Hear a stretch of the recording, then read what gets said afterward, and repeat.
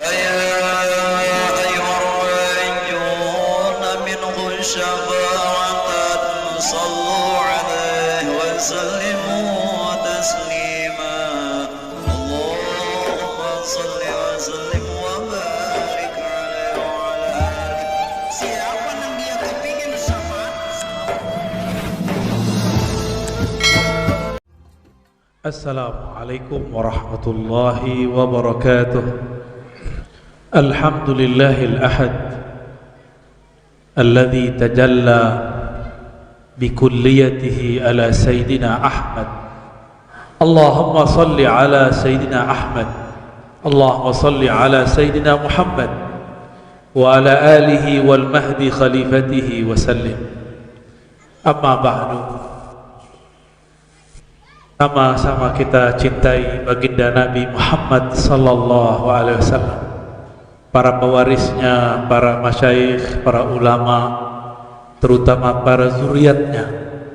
Kami sangat mencintai antum semua. Zuriat disebut-sebut di dalam hadis.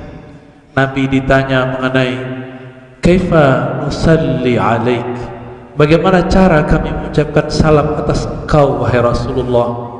Dalam salah satu contoh dalam hadis yang sahih, beliau mengatakan, qulu, katakanlah, Allahumma salli ala Muhammad wa ala alihi wa azwajihi wa azwajihi ummahatil mu'minin wa zurriyatihi. Begitu dalam riwayat-riwayat yang bertebaran dalam hadis-hadis yang sahih. Apa artinya? Setiap kali kita bersolawat, maka solawat kita sampai kepada zuriat Nabi Muhammad sallallahu alaihi wasallam. Maka ingkar terhadap wujud zuriat itu ingkar pada jidnya, kakeknya baginda Nabi Muhammad sallallahu alaihi wasallam. Maka saksikanlah wahai Rasulullah, saksikanlah wahai Sayyidina Muhammad, kami mencintaimu, mencintai zuriat-zuriat. Tapi Nabi punya zuriat jalur lain yang beliau sebut warasatul anbiya, pewaris para nabi. Dalam ilmu fikih, pewaris itu keluarga bukan? Benar, keluarga. Benar. Ya, sahih. Bisa gak tetangga dapat warisan? Gak bisa. Jadi anak dulu, ya. Mungkin saudara kita bisa. Oleh karena itu, al-ulama warasatul anbiya, bagi yang memahami hakikat al-Muhammadiyah, dia akan faham ada keluarga walayah, ada keluarga nubuwah, keluarga kenabian, ada keluarga zuriat atarah. Oleh karena itu kita menghormati semua mereka, baik zuriat Nabi nasaban secara nasab ataupun keluarganya dari kalangan ulama. Bapak, saudara, sahabat dimuliakan Allah, pernahkah kita dapat riwayat, ini hadis Imam Bukhari, diriwayatkan oleh Abu Hurairah. Abu Hurairah mengatakan, Nabi bersabda, la salata liman lam yaqra' bi fatihatil kitab. Tidak sah solat seseorang jika tidak membaca ummul kitab. Apa itu ummul kitab? Al-Fatihah. Apa gerangan di dalam ummul kitab tersebut? Jika sebelum menutup solat ditutup dengan solawat, lalu baru assalam menyebut nama Allah. Begitu juga awal salat menyebut Allahu Akbar. Setelah itu wajib baca Al-Fatihah.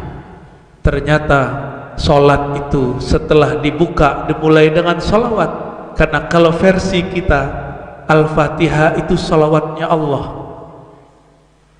Fatihah itu salawat Allah. Apa makna salawat Allah? As-salawat ma'nahu nuzulur rahmah, fuyudur rahmat, melimpah ruahnya rahmat kasih sayang Allah subhanahu wa ta'ala. Dan tidak ada ayat di Quran yang rahmat terkumpul di dalamnya melebihi surah Al-Fatihah. nggak ada lagi. Semuanya terkumpul di dalamnya. Maka semua usul-usul pokok-pokok dalam Al-Quran ada di situ. Makanya salah satu rahasia Al-Fatihah, Nabi jemput ke arah sana. Tapi coba lihat, walaupun belum Mi'raj, tapi ini kan bagian dari cerita sirah Nabi sallallahu alaihi wasallam. Setelah Nabi dibedah dadanya, Nabi diterbangkan ke Al-Masjidil Aqsa. Lalu beliau diterbangkan dari Sahra ke atas sana sampai di Aras. Jadi setelah tembus langit 1, 2, 3 sampai 7, tembus Lauh Mahfuz, maka Nabi mendengar suara Al-Qalam, tembus ada raf-raf kursiullah sampai kepada Arasnya. Aras itu juga bertingkat-tingkat. Ibn Arabi mengatakan tingkatnya 15. Dia hitung raf-raf dengan aras menjadi 15. Kalau dikurangi raf-raf, dia menjadi 14. Dari mana hitungan itu? Itu urusan para ulama kita ya. Di hadis memang nggak disebutkan, tapi mereka menceritakannya. Ya sirrul asrarnya mereka. Sampailah baginda Nabi ke puncaknya Aras. Di situ salah satu ayat yang turun tidak pernah turun sebelumnya, surah Al-Fatihah. Makanya itu menjadi spirit solat. Tanpa baca Al-Fatihah solat tidak sah. Maka turun beliau bawa kewajiban solat.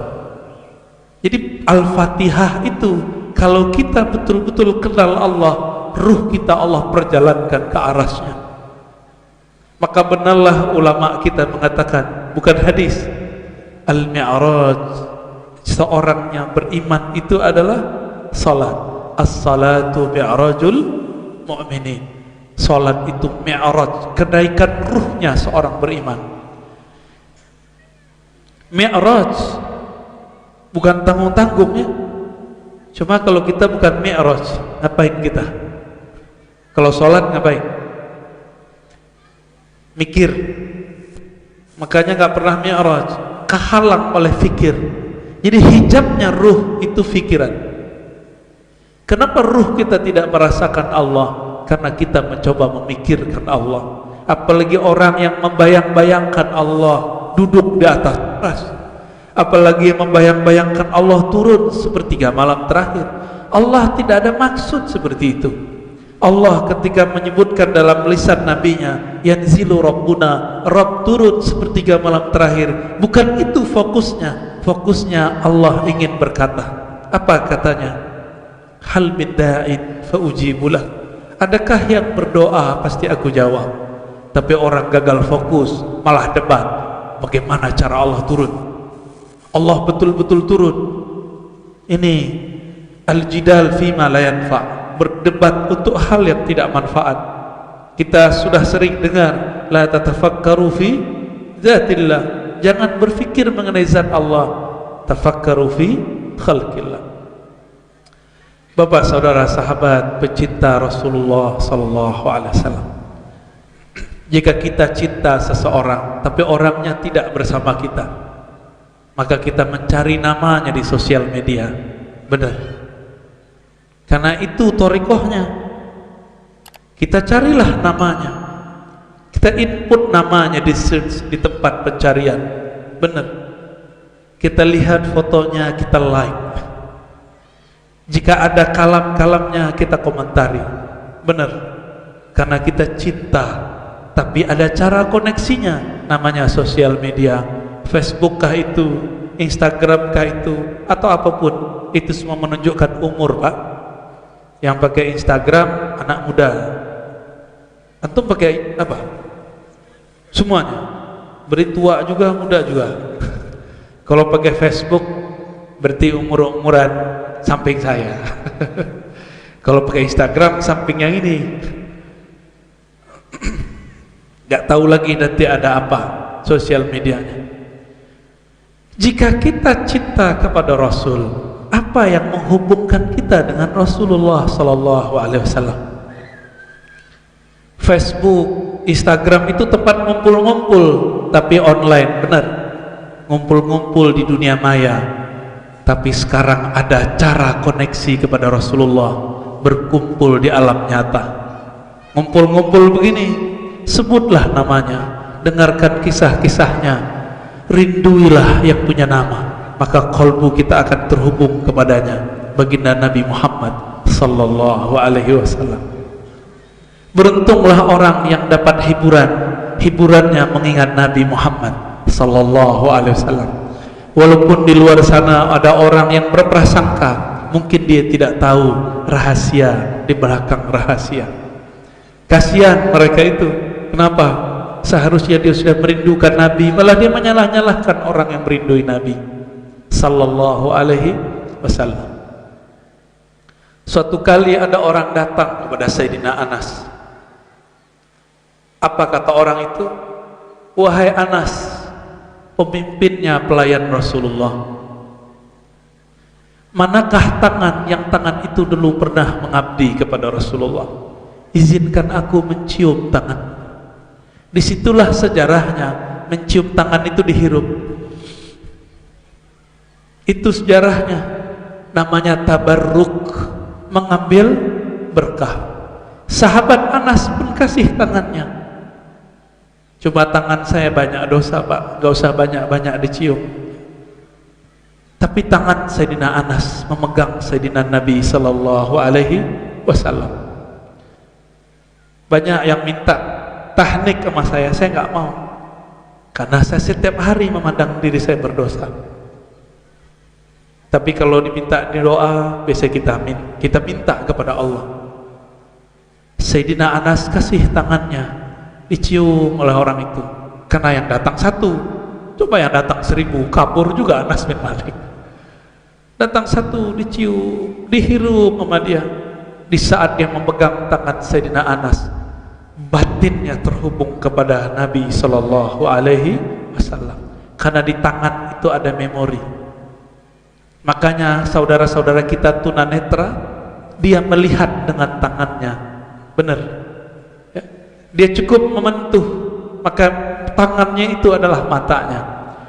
Kenapa tangan bagi tunanetra bisa menjadi mata? Dia tertutup mata yang di kepala, maka Allah bukakan baginya mata-mata yang lain. Kita ini karena kebanyakan mata, ada mata di kepala, mata di handphone ya. Benar, karena banyak mata di handphone, mata Facebook, mata YouTube, mata Instagram, akhirnya lupa menghidupkan mata yang di dalam. Kita ini sering kalau ketemu orang yang kita suka, kita minta diabadikan dengan foto. Benar? Ya, tidak salah. Cuma ada yang lebih afdol. Apa yang lebih afdal? Bacakan Al-Fatihah untuk yang kita cintai. Bacakan salam, ya Allah jaga dia. Itu lebih dahsyat daripada antum foto. Itu tembus ke hati. Kalau foto bisa hilang kena virus, tapi kalau kita kirimkan Fatihah untuk yang berbicara, untuk orang yang kita cinta, itu masuk ke dalam batin. Kenapa Al-Fatihah? Karena Fatihah adalah salawatnya Allah. Itulah pelet abadi ya. Itu pelet abadi Pak, sekali dibaca dia tidak akan pernah hilang. Oleh karena itu Fatihah adalah al-jami' likulli khair. Semua kebaikan ada di dalamnya. Nabi Muhammad pun disebut dengan Al-Fatih. Surah Al-Fatihah, An-Nas, Fatihah. Nabilah mu'azzakarnya, Fatihah lah mu'annasnya. Maka sebenarnya Fatihah itu cerita tentang beliau sallallahu alaihi wasallam. Di suatu kesempatan baginda Nabi sallallahu alaihi wasallam berjalan-jalan di pegunungan Mekah. Tiba-tiba ada sebongkah batu mengatakan, "Assalamualaikum ya Rasulullah." Batu, pakai apa dia melihat Nabi? Coba lihat matanya batu, punya nggak? Punya cincin batu? Ada matanya nggak? Di mana matanya batu? Kenapa dia tahu seorang baginda Nabi sallallahu alaihi wasallam sedang lewat? Ternyata batu di tempat lain Nabi jalan, ada onta sujud ke Nabi. Semuanya dulu pernah bersaksi di hadapan Allah Subhanahu wa ta'ala. Di saat mereka bersaksi, Imam Ibnu Katsir menambahkan satu keterangan. Mereka kemudian memandang Sang Ahmad. Ketika mereka memandangnya, jika dia jatuh cinta dan bersolawat kepadanya, maka dia terlahir nanti sebagai keluarga Nabi atau pewaris Nabi. Jika dia memandang Nabi, tapi dia tidak ingat ini siapa sebenarnya, lahir-lahirnya bukan sebagai manusia, Allah lahirkan menjadi, dicipta menjadi batu, dicipta menjadi pohon. Di sana ada yang bertasbih, benar gak? Ada ayat begitu. Sabbaha lillahi ma fis samawati wal ard. Bertasbih yang di langit, yang di bumi. Batu kah itu, pohon kah itu, hewan kah itu. Karena dulu mereka pernah memandang Allah, tapi mereka tidak memandangnya dengan tepat. Mereka memandangnya dengan penuh kekurangan. Maka ketika di dunia mereka hanya diciptakan menjadi batu belaka. Alhamdulillah kita dilahirkan sebagai seorang mukmin. Ini nikmat luar biasa. Maka lahir Islam lahiran, Islam keturunan itu anugerah. Jangan diejek. Karena banyak sekali orang mengatakan Islam keturunan gak benar ente. Ya, dia tahu sejarah kenapa ada orang lahir sebagai seorang beriman. Dulu dia pernah melihat baginda Nabi yang bernama Ahmad. Itulah maksud kan kuntu biyan wa adam baina ma'in wa tin. Aku sudah diangkat menjadi seorang nabi, sedangkan Adam belum tercipta. Di manakah itu? Itulah alam arwah. Di saat itu semua arwah datang kepada beliau. Yang tidak bertemu beliau, mereka menceritakan beliau di tempat-tempat yang lain. Itulah mungkin orang ini sekarang ya. Dulu nggak ketemu Nabi langsung, ya udahlah kita buat aja majelis ketemu Nabi. Tapi tidak usah khawatir. Sebenarnya antum dulu sudah ketemu Rasulullah Sayyidina Ahmad di alam sana. Kenapa? Beliau mengatakan, siapa yang salawat kepadaku Allah kembalikan ruhku, aku balas salamnya. Waktu kita di Muqimus Sunnah, anak dari Dr. Izzai nanya, pertanyaannya bagus. Sebanyak ini umat bersalawat kepada Nabi, terus bagaimana cara Nabi membalasnya? Saya, karena pertanyaannya pakai bahasa Arab, saya jawab pakai bahasa Arab. Tapi belum saya jawab semua. Saya jawab pakai kunci-kuncian, harapan dia mencari lebih. Sekarang saya buka. Bapak coba lihat lampu 1 atau 2 atau 3. Lampunya 1 yang dapat cahaya banyak kan? Betul? Cahayanya lampu banyak. Cahayanya menyebar. Ketika ada orang 100 di bawah lampu, berkurangkah cahaya lampu? Tidak. Rasulullah itu sumbernya lampu. Allah menyebutnya nurun ala nur. Ketika ada orang berselawat kepada Nabi Muhammad sallallahu alaihi wasallam, maka Allah pancarkan dari ruhnya nur ala nur, cahaya berlipat cahaya, tembus kepada kalbu yang percaya kepadanya. Maka sebut saja nama Nabi Muhammad penuh cinta, pasti bulu roma kita berdiri. Katakan salam ala kau wahai Rasulullah, pasti mata kita berlinang-linang. Cuma karena malu kita tahanlah nangis depan orang. Sahabat-sahabat yang melakukan Allah, itulah jawabannya. Walaupun ada 1000 orang, 1.000.000 orang, 1.000.000.000 orang salawat kepada Nabi, Nabi itu disebut pelita. Anta syamsun, anta badrun, engkaulah matahari pelita. Lebih mulia dari matahari siang tadi. Pelitanya Rasulullah tidak pernah terbenam, purnamanya Rasulullah tidak pernah menjadi sabit. Beliau selalu purnama. Itulah Al-Badar. Ini namanya kita Al-Badar juga. Masya Allah. Nanti siap-siap aja tuh. gerakan akhir zaman itu seperti Al-Badr. Amin ya rabbal alamin. Semoga majelis ini menjadi bagian pergerakan akhir zaman. Amin ya Rabb. Nabi Muhammad sallallahu alaihi wasallam ibarat matahari. Coba matahari ketika menyinari alam, jika bertambah 1000 planet di sekitar matahari, berkurang nggak cahaya matahari? Tidak, nggak ngaruh. Itulah cara Nabi menjawab. Jadi Nabi itu menjawab brek, semuanya kena. Jika satu salawat dapat 10, satu salawat 10, hadir misalnya 100, dalam 1 detik 100 kali 10 jadi berapa? Dalam 1 detik jadi 1000. Ini hitung-hitungan kita nih ya. Sekarang yang hadir ada berapa nih Pak Kiai? Gak tahu ya, yang hitung ya, apalagi yang gak kelihatan ya. Anggaplah yang hadir 100 tadi jadi berapa? 1000. Kalau 200 jadi 2000. Kalau 300 jadi 3000. Begitulah seterusnya.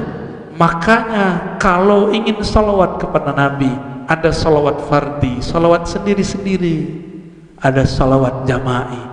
Kalau kita kurang kuat energinya, maka kita bertemu orang-orang yang kuat energi cintanya kepada Nabi Muhammad sallallahu alaihi wasallam. Hadirin hadirat, cinta itu energi. Al-mahabbatu quwwah. Cinta itu energi.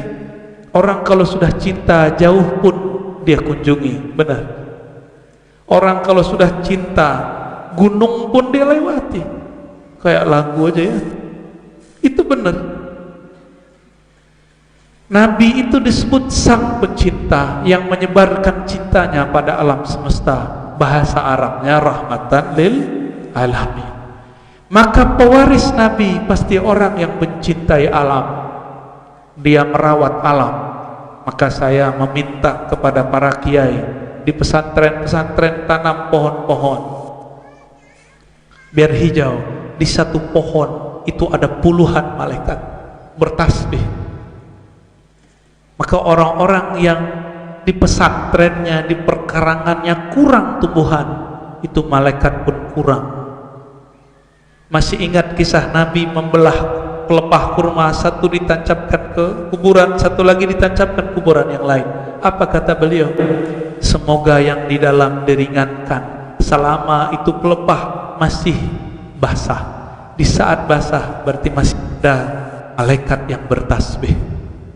Jadi kalau kita tanam pohon hijau, sejuk, tubuh merasakan sejuk, kolbu pun terasa bahagia. Ya, sepakat ya para kiai ya, para ustadz, tanam. Suatu kali Nabi sallallahu alaihi wasallam berjalan di kampung-kampung Madinah. Jadi Nabi ini suka jalan-jalan, dan jalannya tidak sendiri, dia ajak 1 atau 2 orang. Karena 1-2 orang ini akan jadi saksi apa yang terjadi. Di saat berjalan, sampailah pada suatu kampung. Ada seorang perempuan datang kepada baginda Nabi, wahai Rasulullah, anakku sering kesurupan, sering diganggu jin, Ummu Sibyan. Bahasa Arabnya begitu.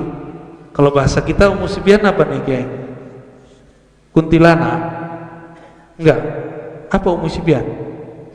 Jangan hadir ya Ummu Sibyan, pergi sono. Enggak hadir dia ya, jauh dia insyaallah. Anak ini kemudian tidak dibacakan apa-apa, cuma Nabi tapping, Nabi cuma sentuh sedikit, ketuk 1, 2, 3 kali, lalu pergilah setannya, pergilah jinnya, sembuh sedia kala. Apa kata Nabi? Ukhruj ya aduwallah, wahai musuh Allah, pergilah, pergilah ya. Kita ini karena bukan pewaris Nabi, meruqyah orang udah setengah jam gak kabur-kabur setannya. Katanya hafiz ya. Hafiz berapa juz antum ya? Baca coba. Emang begitu cara Nabi meruqyah? Enggak. Meruqyah cara Nabi itu cara rahmatan lil Saya heran ngeliat orang ruqyah pakai pukul-pukul dia. Ya, nggak ada rahmatnya. Saya mau tanya, seandainya itu jin, jin itu alam bukan? Alam ini berhak dapat cinta Nabi Muhammad sallallahu alaihi wasallam. Jika kita benar pewaris Nabi, kita cintai mereka semua. Maka jin pun kita sayangi. Gak boleh antum disakti mau hantam-hantam jin, kalau dia gak ganggu ngapain kita hantam? Usir aja dulu. Gak mau diusir baru cubit, gak mau dicubit baru gorok. Terakhir itu ya, kan ada juga yang bandel-bandel itu, ada tekniknya Pak. Lalu Nabi SAW jalan lagi, belusukan ya. Belusukan sunnah, karena ada belusukan tak sunnah ya. Belusukan mau nyalon enggak juga. Ini belusukan Nabi enggak perlu nyalon, belum lahir udah jadi Nabi. Mau nyalon jadi apa? Jalan, tiba-tiba Nabi disamperin, didatengin oleh orang Arab Badui, dasar Arab Badui. Apa kata dia? Muhammad, ente benar Rasul? Nah, gitu ngomongnya. Kalau ente benar Rasul, boleh dites enggak? Tukang-tukang tes tuh Arab Badui. Tahu Badui? Kampungan, deso, kuno. Tapi Nabi terima karena Nabi menyayangi semua. Arab Badui pun yang gak sopan Nabi, bagi dia itu sopan. Kan banyak kampung-kampung gaya-gaya Badui, bukan Badui yang di Banten, gayanya Badui, suka ngetes. Apa kata si Arab Badui? Hei Muhammad, jika ente Rasul, ente Nabi, utusan Allah, pasti ente bisa berkomunikasi dengan alam. Tuh pohon kurma, ada satu rumpun, panggil sini. Gaya bener ini orangnya. Kalau saya segampar itu, untung saya bukan Nabi ya. Kita ajak tuh kelompok subuhan, kepung ya, kepung-kepung cuma di klakson doang, habis itu kita pergi lagi. Tapi Nabi penyabar, ya baik. Apa kata Nabi? Ya ayyatuhan nakhlah, wahai pohon kurma, ta'ali, ta'ali, kesinilah, bergeraklah pohon kurma itu. Itu kayak film-film animasi ya, kayak film-film Hollywood, bergerak itu. Belalak itu mata Arab Badui, kayak matanya mau keluar, jantungnya berdebar. Ini benar Rasul ini. Ya. Di situ dia langsung tersungkur mengatakan, asyhadu an la ilaha illallah wa asyhadu anna Muhammadar Rasulullah. Tapi Arab Badui tidak sampai maqam siddiq karena dia percaya harus pakai bukti. Buktinya bukan bukti batin, buktinya zahir. Maka iman dia hanya sampai zahir. Ketika mereka datang ke Madinah, mereka mengatakan qalatil a'rab amanna. Orang Arab mengatakan kami percaya kepada engkau wahai Rasulullah, kami mukmin.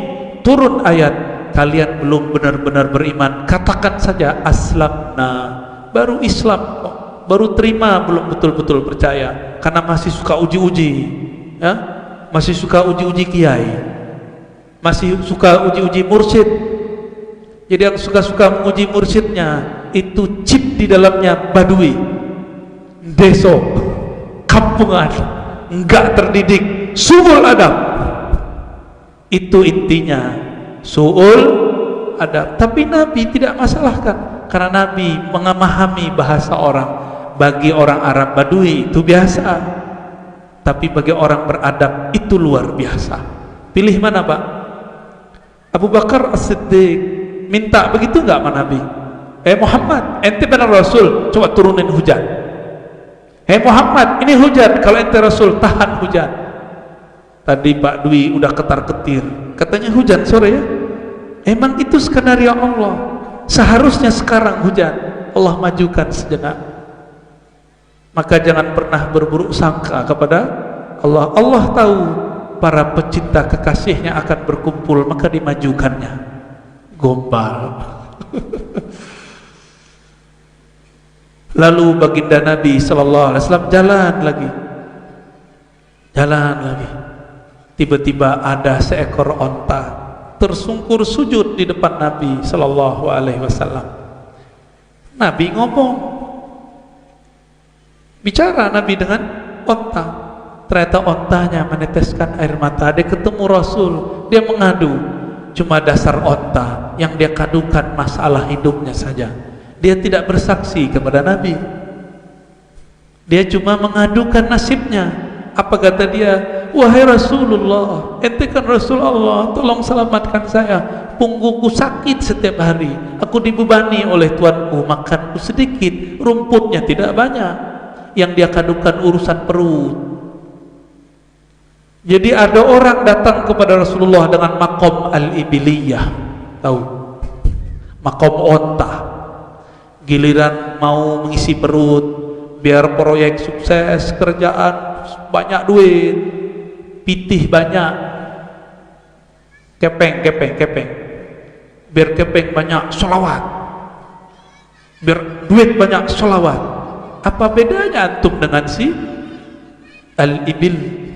Mohon maaf, ini mohon maaf, ini udah zaman begini masih sholawat untuk kesuksesan dunia. Berarti antum betul-betul belum kenal Rasulullah Sallallahu Alaihi Wasallam, belum kenal Rasulullah namanya, belum la ya'rifun Nabi. Bagaimana kita mau katakan ini? Bagaimana mungkin kami tidak mencintaimu? Ternyata cintanya bersyarat. Yang penting proyeknya beres dulu, baru saya sembelih kambing. Jadi kalau nggak sukses mau sembelih kambing. Kalau saya sukses nanti itu maulidnya Kiai Idris, Kiai Ahmad Idris, saya sokong, saya support.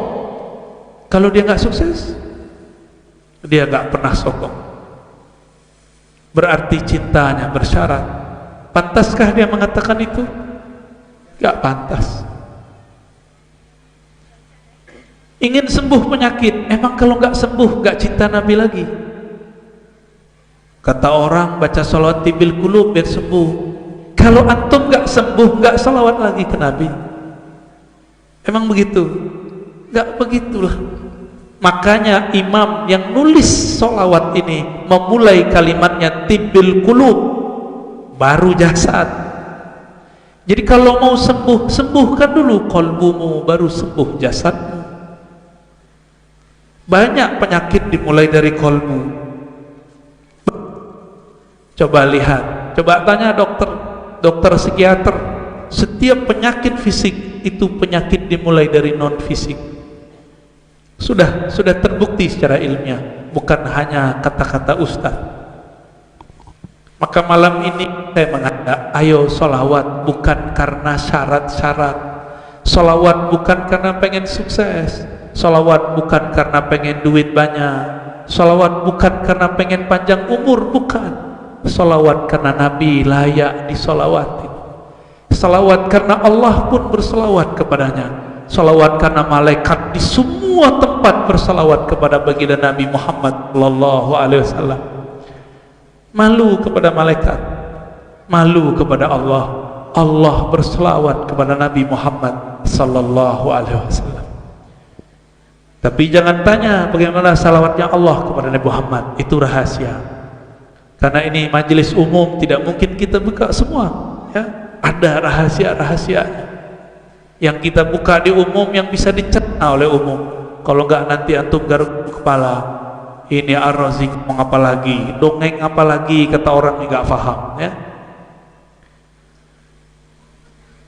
percaya nggak kejadian-kejadian tadi?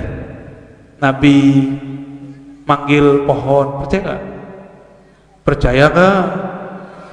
Mau diulang lagi kisahnya? Badui. Apakah Umar pernah begitu? Enggak. Utsman pernah begitu? Enggak. Ali pernah begitu? Enggak. Mereka ini percaya tanpa syarat. Mereka berkorban tanpa syarat.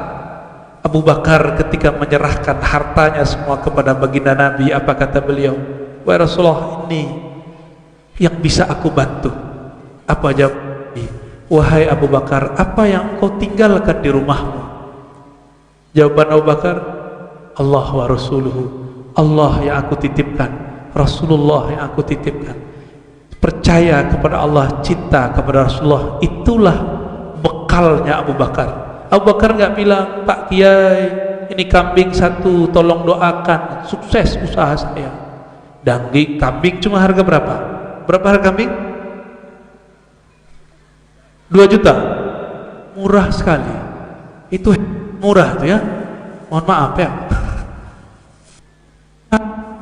Untuk minta sukses dunia akhirat. Murah amat. Ustadz, ini untuk maulid 1 ekor kambing. Supaya apa? Sukses dunia. Malulah, malu ke Abu Bakar. Abu Bakar gak pernah ngomong begitu. Abu Bakar kasih karena Abu Bakar itu siddiq, dia cinta tanpa syarat. Di belakang Abu Bakar, mau nanti di belakang Abu Bakar, mau gimana caranya? Cintailah Nabi tanpa syarat, sholawatlah kepada Nabi tanpa niat, kecuali niatnya agar Allah melimpahkan kasih sayang kepada Nabi Muhammad sallallahu alaihi wasallam.